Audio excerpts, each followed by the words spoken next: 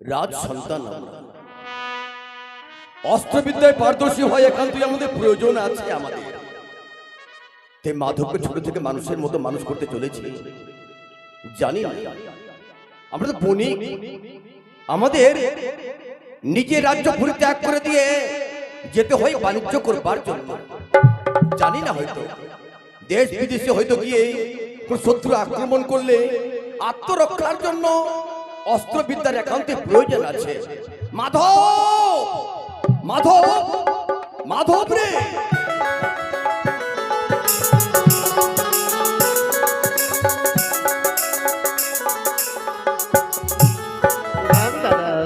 মাধব শোন ভাই, তুই আমার কনিষ্ঠ ভ্রাতা, তাই তোকে বলি কি ভাই, কি বল?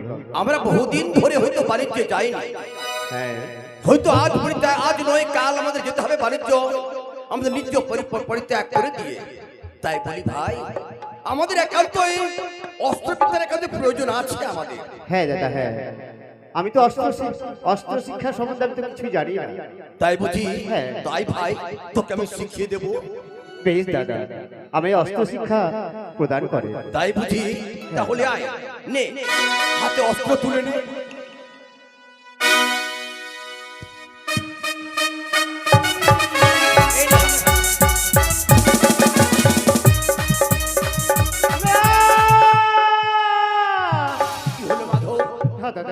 কি হলো ভাই? তুমি আমার দাদা, হ্যাঁ? দাদা মানে জানে পিতার সমতুল্য। আমি কি করে তোমার উপরে অস্ত্র ধরতে পারবো দাদা? মাধব, এটা আমার উপরে নয় ভাই, তাহলে তোকে অস্ত্রবিদ্যা তো শিখতে হবে ভাই। অস্ত্রবিদ্যা না শিখলে তুই কোনোদিন আমাদের রাজ্যে কোনো শত্রু আক্রমণ করে হ্যাঁ, তাহলে তুই রক্ষা করবি কি করে ভাই? বেশ। তাহলে আজ থেকে অস্ত্র শিক্ষায় নেওয়ার জন্য তোমাকে আমাকে দাদা ভাবতে হবে না, তাই তো দাদা? তুই ভাববি তোর শত্রু আমি আর আমার শত্রু তুই। বেশ তুলে নে বেশ ভাই। দাদা, তাই হবে। নে তাহলে, এই নে।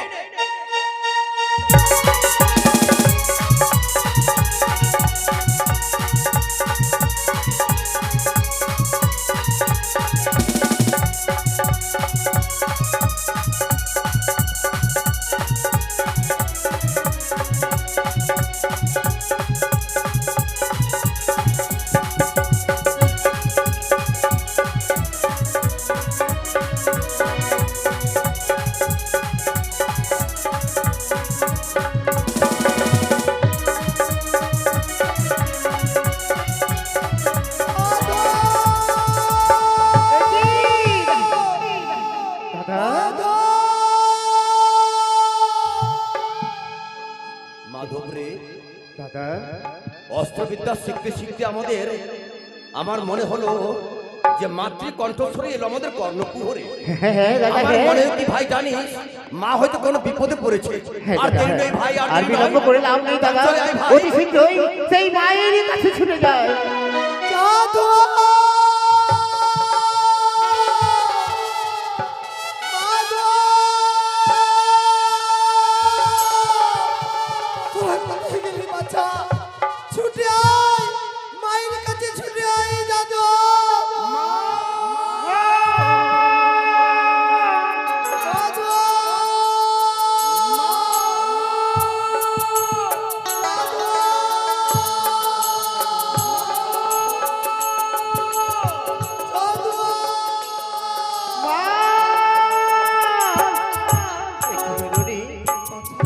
কি হয়েছে মা?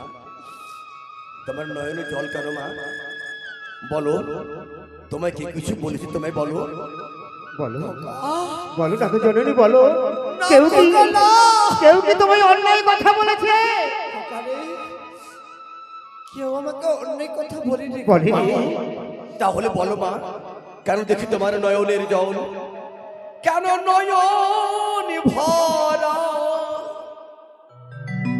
জল গো তোমার?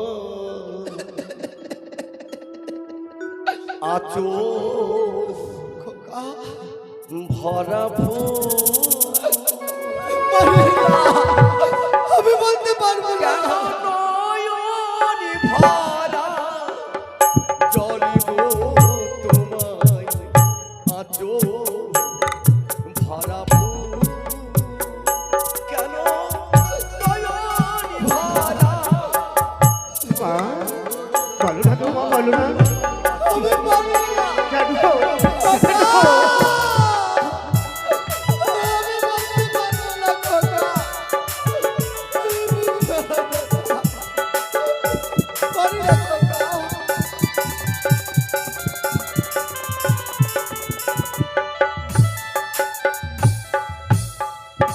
মা খোকা বলো মা বলো কি হয়েছে বলো কেন নয়নি ভরা চলে গো তোমার আঁচল ভরা ফুল। কেন নয়নি ভরা চলে গো তোমার আঁচল ভরা ফুল। খোকা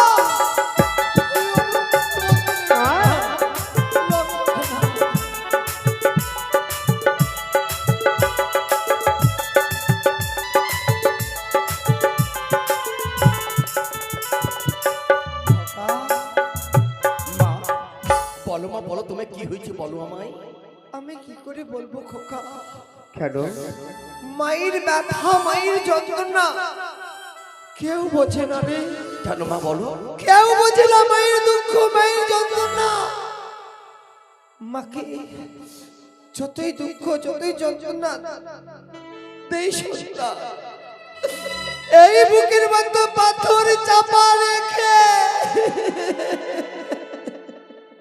মা খোকা তুমি কাঁদো কেন মা বলো একবার বলো তুমি আমায় কি দেখো হয়েছে তো বলো তোমায় খোকা রে এই মানিক আঙ্গুরি দেখো বাবা মাগো এ স্বর্ণ আঙ্গুরি এটা তো অন্য কোনো কারো আঙ্গুরি নেই মা এটা আমাদের জামতার আঙ্গুরি তুমি কোথায় পেলে মা এই আঙ্গুরি খোকা বৌমাকে নিয়ে বেহুলার কথা মনে পড়েছিল সেই চন্দনতলায় গিয়ে আমি ক্যাসকানো শুকাচ্ছিলাম শ্বেত কাক যেন কোথা থেকে উড়ে এসে ওই চন্দনতলায় যেন মানিক আঙ্গুরি ফেলেছে খোকা মাগো তুমি ভুলে যাও কেন মা হয়তো আমাদের জামতা স্নান করতে গিয়ে হয়তো আঙ্গুরি খানা হয়তো কোথাও রেখেছিল আর ঠিক কাক সুযোগ বুঝে খাওয়ার বস্তু ভেবে ও নিয়ে পালিয়ে গেছে মাগো কাকের ধর্মই হলো এক জায়গায় বস্তু নিয়ে এসে অন্য জায়গায় ফেলে দেওয়া এতে কাঁদবার কি আছে মা না খোকা না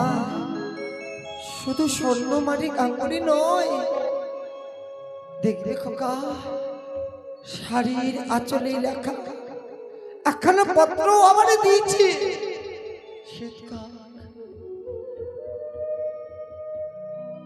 মা এটা আঁচলের লেখা এটা পত্র মাধব রে বলো দাদা মাধব দেখতো ভাই এ পত্রে কি লেখা আছে দেখতো ভাই শ্রী শ্রী জয়মা মনসা শ্রী চরণেশু বাবা ও মা বড়দেরকে জানাই আমি শতকোটি প্রণাম ছোটদেরকে জানাই আমি আন্তরিক ভালোবাসা তো ভালো কথা গো জননী তো ভালো কথা তারপর ভাই প্রথম প্রহর গেল আমাদের হাসিতে খেলিতে দ্বিতীয় প্রহর গেল আমাদের পাশা খেলিতে দারুণ এ তো দারুণ কথা গো জননী এতে খাদার কি আছে বলো তো? আমাদের বোনকে দাদা আমাদের বোনকে আমরা কখনো পাশা খেলা শিখাইনি আর সেই বোন আজকে আমাদের পাশা খেলা শিখেছে তাই কত বুঝি? ভালো কথা গো দাদা বেশ ভাই তারপর দেখতো কি লেখা আছে দেখতো তৃতীয় প্রহর গেল আমার রন্ধন করিতে মা শুনেছ গো আমাদের বোন কখনো আমাদের রান্নাঘরে প্রবেশ করেনি দাদা শুনেছি খোকা আজ সেই বোন আমার রান্না করেছে। তাই বুঝি? হ্যাঁ বাসরে রান্না করেছো? হ্যাঁ। আচ্ছা তারপর ভাই? চতুর্থ প্রহর গেল আমার কাল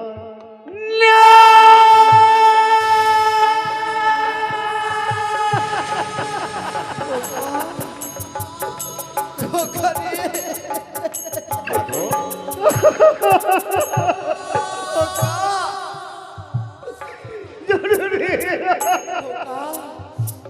কি হয়েছে ভাই বলবি তো? খোকা রে। বল না ভাই, কি হয়েছে বল একবার। আমি যে তার পাঠ করতে পারবো না দাদা। কেন? আমার দ্বারা পাঠ করা সম্ভব না। দাঁড়া দাঁড়া দাঁড়া দাঁড়া, আমি ভালো করে দেখে নিই আগে। মা, চতুর্থ প্রহর গেল আমার কাঁদিতে কাঁদিতে। মাগো, বাসর ঘরে কাল নাগিনীতে আমার স্বামীকে দংশন করলো।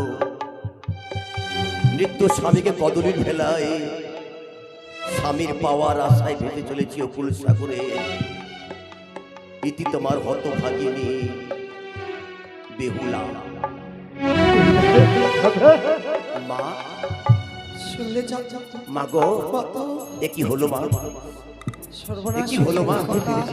বেহুলার জীবনে দশম দশা নেমে এলো মা গো। নিজের মৃত্যু স্বামী পক্ষে নিয়ে সে অকুল সাগরে ভেসে চলেছে। অগজননী আমার, আমরা যে তার দাদা, আমরা কেমন করে সইব মা? তুমি বলো বুঝতে না। পেরেছি দাদা। তোরা কি পারবি না আমার মা বেহুলাকে ফিরিয়ে নিয়ে আসতে খোকা মায়ের কাছে? ভগো জননী, যাবো যাবো সেই চন্দ্রপতি সদাগরের কাছে গিয়ে আমাদের বোনকে জলে ভাসিয়েছে, তার আমি মুন্ড খানা কেটে নিয়ে এসে আমি তোমার পায়ে দিয়ে যাবো গো জননী। ওগুলো কথা পরে বলিস বাবা। কেন? জানি না আমার নাবালিকা মেয়ে কতদিন থেকে না খেয়ে অনাহারে রোদ বৃষ্টি মাথায় করে একাকিনী ভেসে যায় সাগরে জলে। খোকারে, তোরা কি ফিরিয়ে নিয়ে আসতে পারবি না? পারবো মা, পারবো। কেন পারবো মা? আমাদের আদরের বোন বেহুলা। মা গো, শুধু প্রাণ ভরে আশীর্বাদ করো মা আমাদের।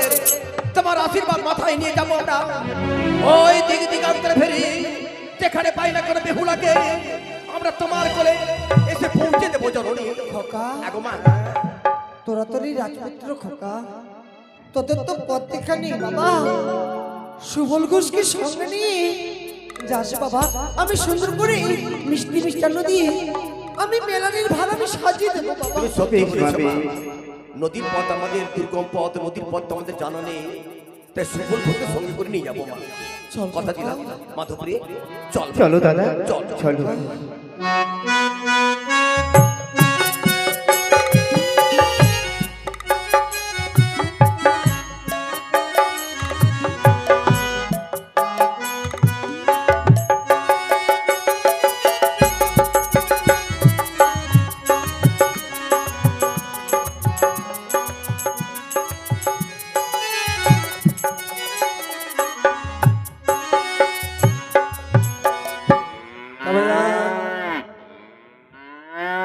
আমি হচ্ছি ঘোষ, তাই আজকে আমি ওই গ্রামে দুগ্ধ করতে যাব।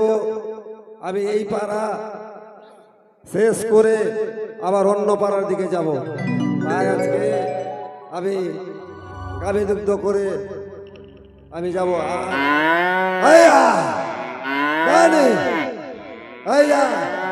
এইদিকে আমি আর গোদা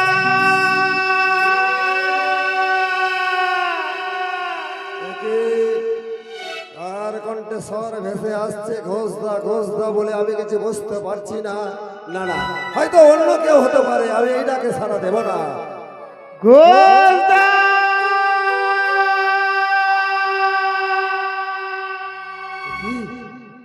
এত ডাক আমার পরিচিত ডাক। ঘোষদা ঘোষদা বলে চিৎকার করছে, হয়তো আমার ওই যাদব মাধব না তো? না না না না, মনে হচ্ছে সেই আমার যাদব মাধব। আমি একটি ডাক দিয়ে দেখি না কেন। কোথায় যাদব মাধব?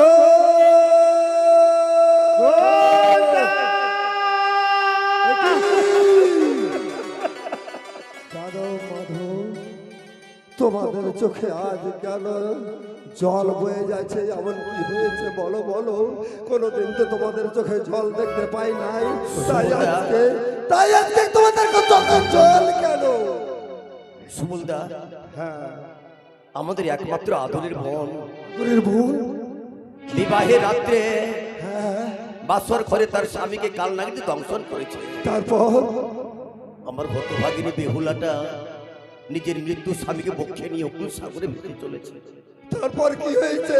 নদীর পথ তো জানা নেই আমাদের। নদীর বক্ষে, ও বুঝতে পেরেছি, রাত্রে হলো বিয়ে, প্রভাত হলো নারী। আমাদের বোন বিপুলা ওই সাগরের জলে ভেসে ভেসে যাচ্ছে, তাই না? ঠিক আছে, আমি তাহলে উচিত মতো বিচার করে নেব। ওই চম্পলনগর চন্দ্রপতির কাছে আমি এই মুহূর্তে ছুটে যাব, আমি বিচার করে নেব। না গো দাদা না, তাহলে সেই চম্পলাই না গিয়ে আমাদের বোন যে জলে জলে ভেসে যায়। জলে জলে ভেসে যাচ্ছে, হ্যাঁ, তাহলে এখন আমাদের কি করতে হবে? আমাদের কি করতে হবে জানো? এই মুহূর্তে আমাদের ছুটে যেতে হবে সেই সাগর তীরে। ঠিক ঠিক বলেছ। তাহলে তিন ভাই বলে একসঙ্গে আমরা ছুটে যাবো ওই সাগরের গুলে, বোনকে আমাদের ফিরিয়ে নিয়ে আসবো, তারপরে ওই শয়তান চন্দ্রপতি সরকার আমরা বিচার করে নেব। চলো তাহলে ভাই। মাধবরে, হ্যাঁ দাদা, আর বিলম্ব করিস না ভাই। সুবলদা, হ্যাঁ বলো। চল চল চল চলো চলো, তুমি আমাদের সঙ্গে চলো ভাই, একসঙ্গে আমরা ছুটে যাব, একসঙ্গে আমরা তিন ভাই ছুটে যাবো নদীর গুলে।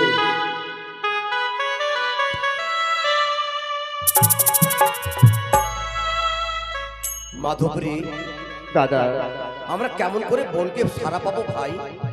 আমার মনে হয় কি জানিস, এই নদীর দুর্গম পথ, তাই বলি বেহুলা বেহুলা বলে ডাক দে, হয়তো আমাদের ডাক তার কর্ণকুহরে গেলে হয়তো আমাদের ডাক শুনে হয়তো সে আমাদের ডাকে সারা দেবে ভাই। হ্যাঁ দাদা, হ্যাঁ, তাই আমি উচ্চ স্বরে একবার ডাক দিয়ে দেখি, বোন বেহুলা।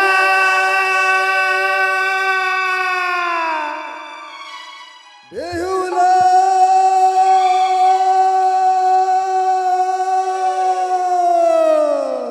ও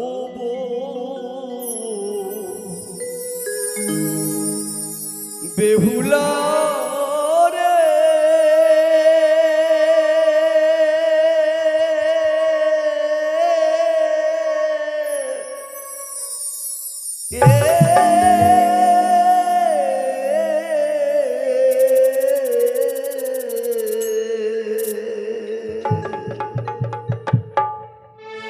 কোথায় গেলে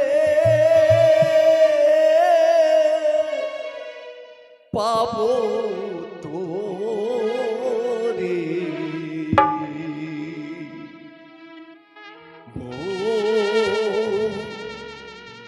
আমার জানা কোথায় গেলে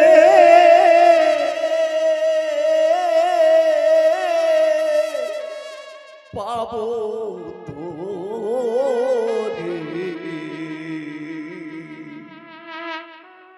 আমার জানা ও বেহুলা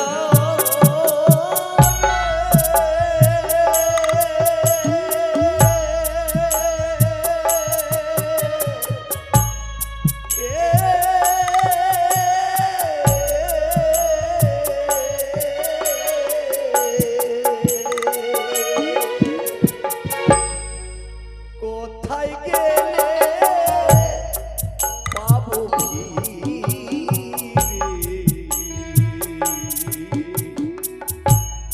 আমার জানা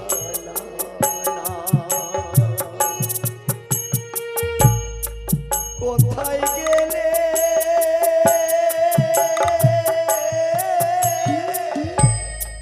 পাবো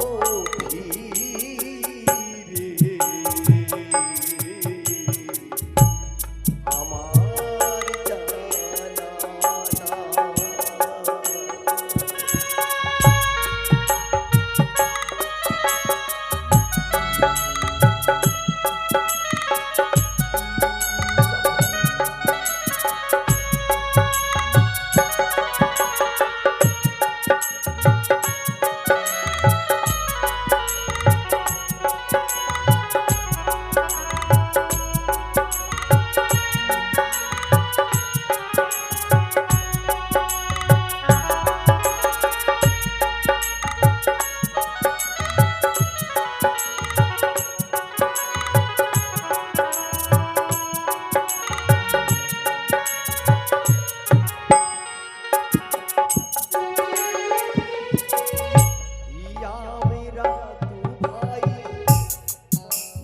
ডোবে মাধব নদী ঘাটে ঘুরে বেড়াই রে।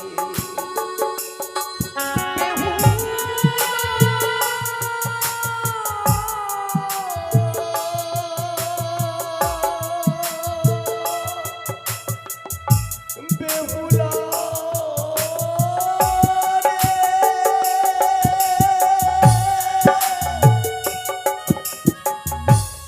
আমিরা দু ভাই যাদব মাধব নদীর ঘাটে ঘুরে বেড়াই রে।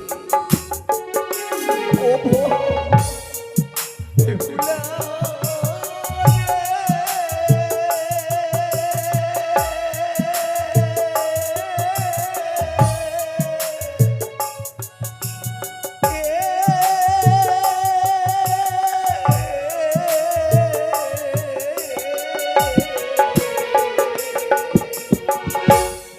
কোথায় গেলে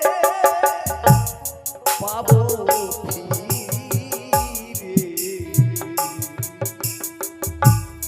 আমায় জানা না। কোথায় গেলে